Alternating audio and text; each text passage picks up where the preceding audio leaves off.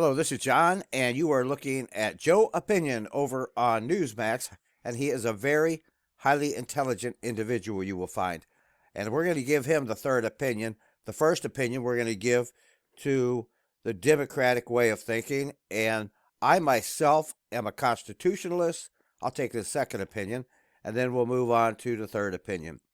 Now, as we see the Democratic platform, they want to raise taxes on the rich. Now, many people of lower income, like myself, it all sounds well and good, but what truly happens when you raise taxes on the rich, they supply the services, products, and goods to the United States of America.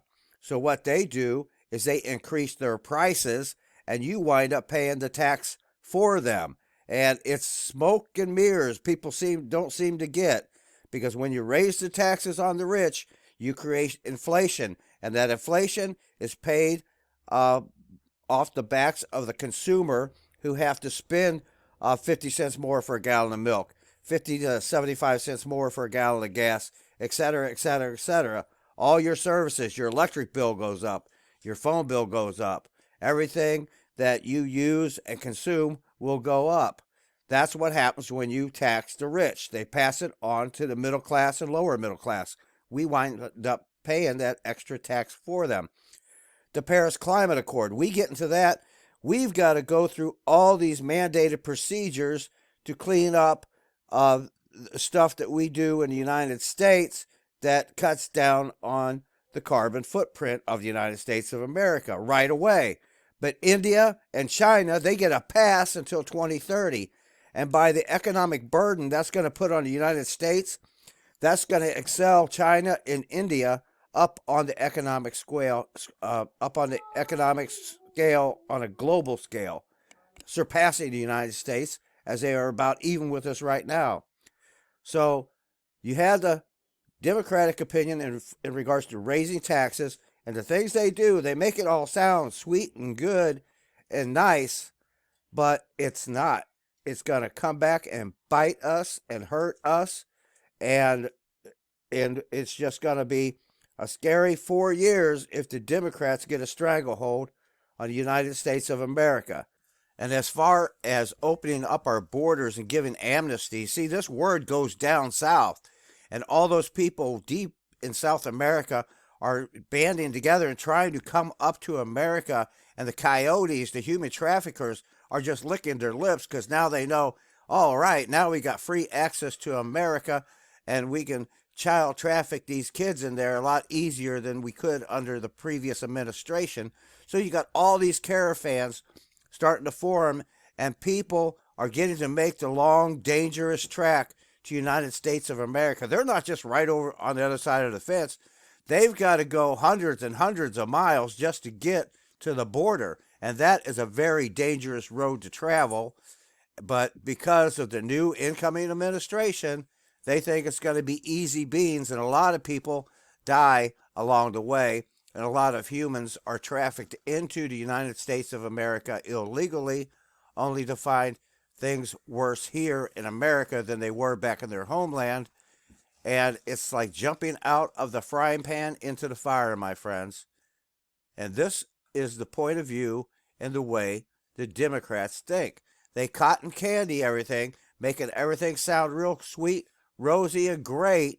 But then, you know what the old wise man once said? Well, they say the road to hell is paved with good intentions. Well, last week, big tech gassed up the car with all of us inside it and started speeding towards humanity's lesser angels. Make no mistake about it.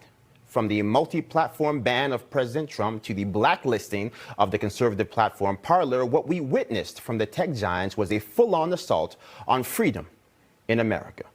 And anybody using hatred of President Trump to justify it, or antiquated notions of the First Amendment to defend it, are dangerously out of step with the fights that will help define a 21st century world. Your speech, your data, and who controls it. Now, this past week, we learned with stunning clarity that the protections that have come to define American liberty lack the elasticity necessary to preserve our freedoms in a modern digital age. Because Apple, Google, Twitter, Facebook, and Amazon, these are not your run-of-the-mill private companies. And while it may be difficult to understand how the actions of companies that have been around for less than 3 decades could compromise the freedoms of a republic 243 years strong, when we truly examine the role technology plays in our everyday life, that danger that these big tech oligarchs and their incursion to our American freedoms comes clearly into focus. Now imagine for a moment if fishing were a constitutional right, that all Americans had a right to catch, find, and eat fish wherever they may roam. Now imagine that 80% of all the fishing holes in America were owned by private companies. Imagine that you had to ask these private companies for a license to gain access to the fish, and that they reserved the right to revoke permission at any time for whatever reason they deemed necessary. The obvious question would become, what is the virtue of a constitutional right to fish if the only places where you can exercise that right are not obligated to honor it?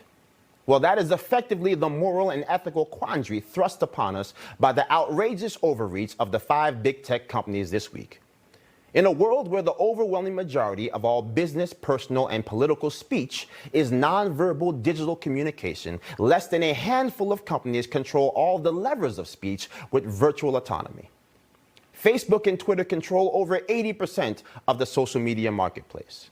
Apple and Google combined control nearly 80% of the email marketplace.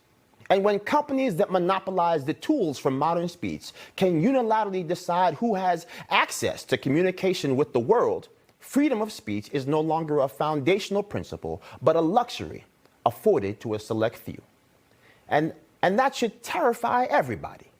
Even if you never liked a single Donald Trump tweet, even if you have never opened a Twitter or Facebook account.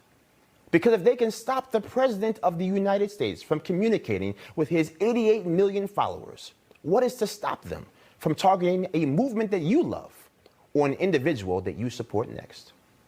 Ironically, that's not just my opinion.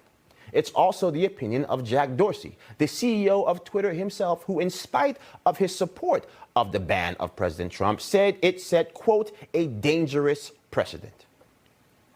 Free markets are the key to a robust America. But free markets alone cannot rescue an industry ruled by multinational behemoths that are allowed to engage in what appears to be collusive behavior without fear of legal ramifications. Apple and Google together control upwards of 99% of the mobile market. In a world where 80% of all social media engagement occurs on mobile devices, being locked out of the Apple and Google universe makes scaling a business virtually impossible. Conversely, Amazon controls 32% of the server market and generates more revenue than the next 3 largest competitors combined. Without servers, a digital company simply cannot exist. That's just the reality. And so the issue before us is clear. The digital world is no longer an alternative method of communication. It is the primary conduit for communication and increasingly is used as a proxy for the world at large. Big tech has effectively become a utility, a public accommodation, like the electric company, the water bureau, or even our roadways. And in America, no utility company can refuse to provide you with service for engaging in constitutionally protected activities or simply because they don't like you. Now, back in 1938, the first edition of a guidebook called the Negro Motorist Green Book was published. In a society where black motorists were routinely denied service at gas stations, prohibited from staying at hotels, and randomly imprisoned or worse, killed for driving in the wrong community, it served as a guide to help navigate the unwritten rules of oppression in a Jim Crow world. Well, 26 years later, the Civil Rights Act of 1964 was passed, guaranteeing an end to discrimination in public accommodations because you shouldn't need to consult a manual to drive safely in a free world. Now, today we face a similar but much different network of vaguely defined social norms regulating behavior where the law simply hasn't caught up to the times. And while it's easy to pretend that those assaults on our freedom won't go any further or will never apply to us and what we care about, it is clear that letting big tech play by their own rules is no longer working. So this is no longer a matter of what big tech is allowed to do by law. It is about what we are prepared to do in response to laws that are woefully out of step with the world in which we currently live. Because if we continue to ignore the warnings, it won't be long before none of us have any rights anymore. And all we'll be left with is a new green book filled with advice and best practices and terms of service we hope keeps us safe.